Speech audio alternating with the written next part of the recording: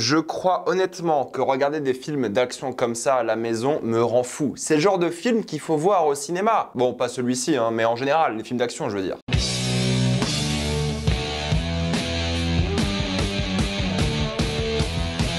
Tyler Rake 2. Comme d'habitude, jusqu'à la minute indiquée dans le titre de la vidéo, il n'y aura pas de spoilers, vous êtes tranquille, après on va tout spoiler. Tyler Rake 2 ou Extraction en version originale est l'histoire de Tyler Rake qui doit de nouveau extraire quelqu'un d'une situation difficile. Cette fois-ci, ça ne se passe pas en Inde, mais plutôt en Géorgie et en Autriche, et les enjeux sont complètement différents. Avant de commencer cette vidéo, j'aimerais remercier le partenaire officiel de celle-ci, CyberGhost VPN et ses 38 millions d'utilisateurs et presque 5 sur 5 sur Trustpilot. Vous les connaissez aujourd'hui, il permet de contourner la chronologie des médias. Il y a plein de films trop cool qui sortent sur la plateforme de streaming assez régulièrement, comme Avatar 2 qui n'est pas disponible en France sur Disney+. Si vous avez Disney+, et vous voulez regarder Avatar 2, vous ne pouvez pas aujourd'hui. Alors que sur Disney+, dans tous les pays du monde, comme la Suisse ou le Canada, où vous pouvez avoir la VOSTFR, le film est disponible indéfiniment. Il y a plein d'autres films super cool aussi, hein, comme Donjons et Dragons qui est disponible sur Paramount+.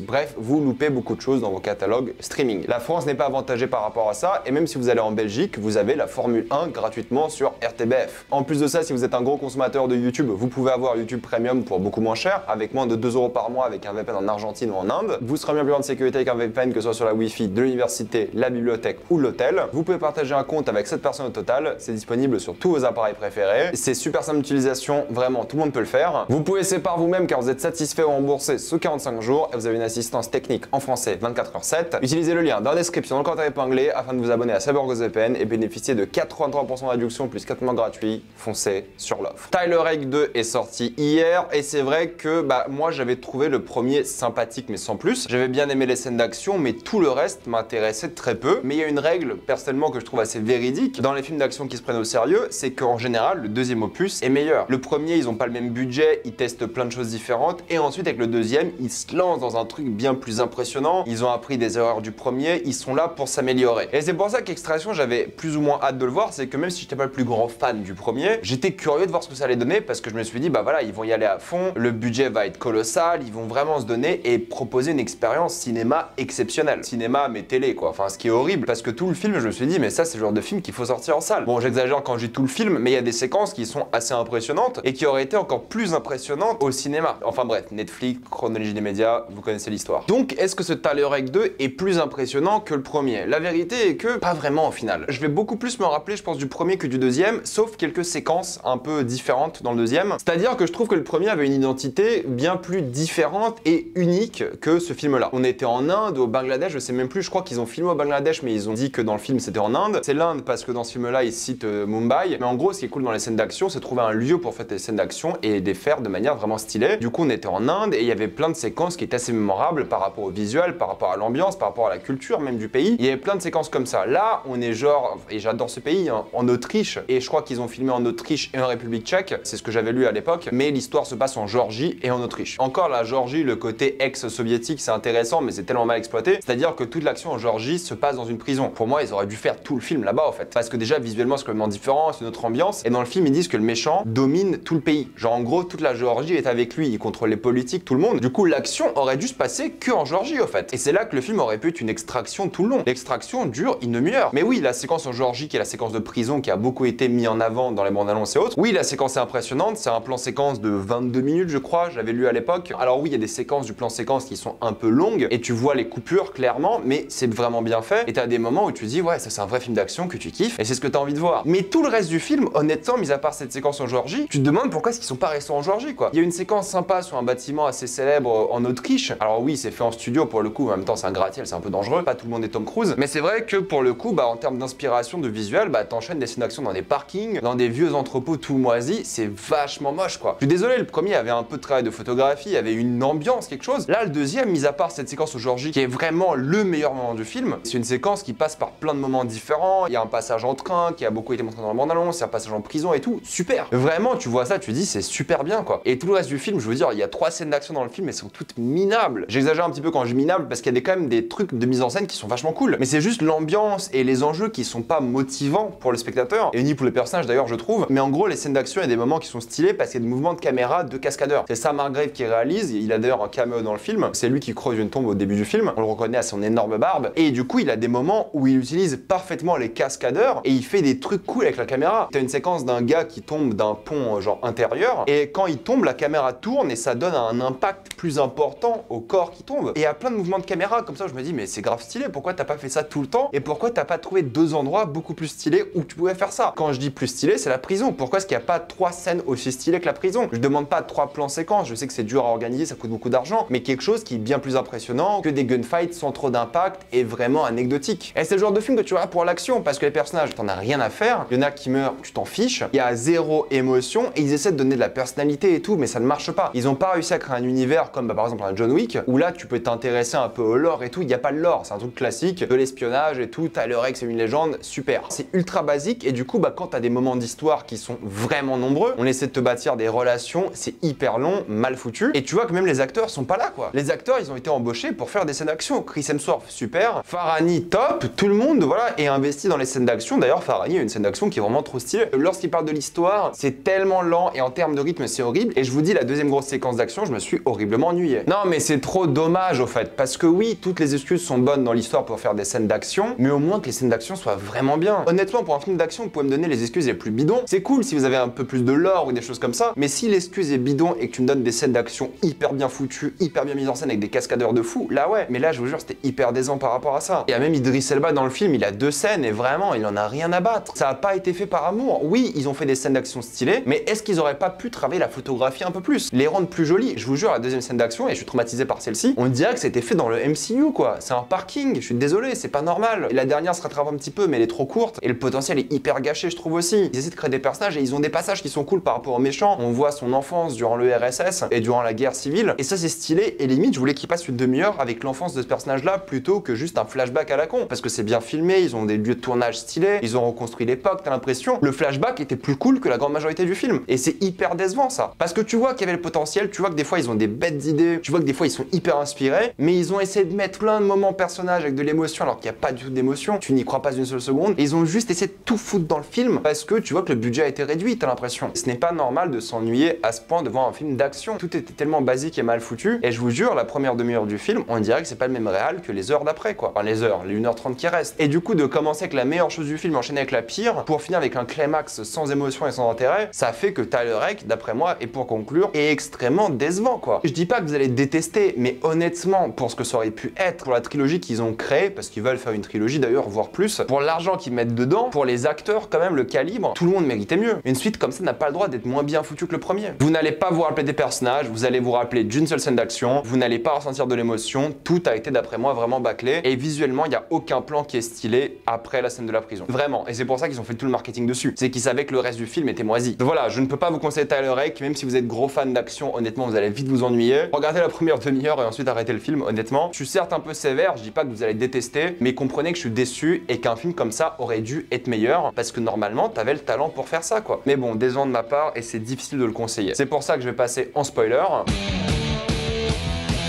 La prison, je vais pas en reparler pendant des lustres parce que je l'ai beaucoup évoqué, mais le combat en plein milieu de la prison au corps à corps où Chris Hemsworth prend plein d'objets différents et tabasse les gens avec un bouclier, évite un molotov, commence à flinguer des gens, utilise son couteau, il utilise tout ce qu'il trouve, une altère à un moment, c'était super stylé, le moment en train était génial aussi, c'est ce que tu veux voir dans ce genre de film, bordel, c'est ça qui était cool, le plan séquence certes était un peu long à certains moments, mais ça montrait la réalité du truc, c'était une demi-heure hyper intense pour le personnage. La mort du personnage secondaire là, vraiment t'en as rien à battre, le fils qui décide ou pas de trahir son oncle, pareil, t'en as rien à faire. L'histoire avec sa femme, alors là, mais qu'est-ce qu'on en a à foutre aussi, je suis désolé, hein. À ce moment-là, ton cerveau il déconnecte, tu fais même plus attention à ce qui se passe. Le climax est hyper décevant, et le seul truc qui était cool durant la deuxième scène d'action, c'était le moment où ils se battent sur le gratte-ciel au-dessus de ce balcon en verre. Là, c'était stylé, il y avait de l'enjeu. Mais le reste, je vous jure, c'était horrible. Tu filmes une scène d'action dans un hôtel, l'hôtel il ressemble vraiment à rien. C'est éclairé d'une manière basique et c'est des gunfights sans trop de force et d'impact. Oui, la salle de sport c'est stylé quand ils mettaient du coup avec de l'équipement sportif, mais c'est ce que tu veux voir, c'est de l'impact, c'est de la puissance. c'est de la force. Et tu l'as rarement dans le film. Et la fin, je vous jure, la dernière demi-heure, moi j'étais plus là dans ma tête. Histoire sur son mariage, le combat final à la fin qui est hyper banal, le nombre d'incohérences scénaristiques. Pourquoi est-ce qu'il a pas tué ce gars plus tôt, quoi? Je suis désolé. Clairement déçu, j'ai rien à dire sur le film, hein. Je suis désolé, hein, critique un peu aigrie, mais je suis désolé, ce film aurait dû être bien meilleur que ce qu'on nous a servi aujourd'hui. Ouais, clairement, je suis déçu et j'ai même pas envie de voir le troisième pour le coup. Et on va voir s'ils en font un. Je pense pas que ce sera un énorme succès. Je pense que les gens vont le regarder, vont dire ouais, c'est sympa, puis passer à autre chose. Enfin bref, clairement décevant, quoi. Honnêtement, on n'est pas loin du film avec Ryan Gosling, là, je sais même plus comment il s'appelle, tellement c'était oubliable. Enfin bref, mettez-moi dans les commentaires ce que vous avez pensé de ce film, avez-vous adoré ou détesté? Je pense que beaucoup d'entre vous vont dire que c'est plutôt sympa sans plus, mais que vous allez l'oublier. Mettez-moi ça dans les commentaires. Comme d'habitude, pensez à vous abonner à la chaîne pour plus de vidéos. Mettez un j'aime, ça aide beaucoup la chaîne. Suivez-moi sur tous mes réseaux et avant de quitter cette vidéo, pensez à utiliser le lien dans la description en commentaire épinglé afin de débloquer toutes les plateformes de streaming en toute accessibilité et sécurité. Tout ça pour 2,03€ par mois plus 4 mois gratuits. Foncez sur l'offre et moi je vous dis à la prochaine fois. Salut à tous.